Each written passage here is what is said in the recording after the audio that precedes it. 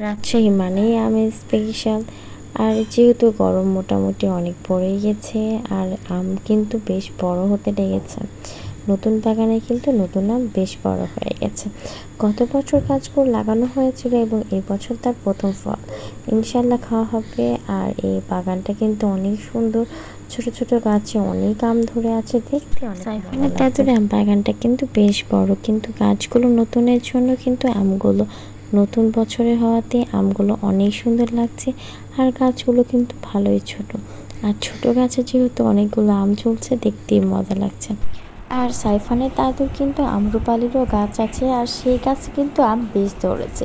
আর যেহেতু আম্রপালি আম কিন্তু অনেক বেশি মিষ্টি হয় আর খেতে কিন্তু অনেক মজা, আমার তো অনেক বেশি পছন্দ।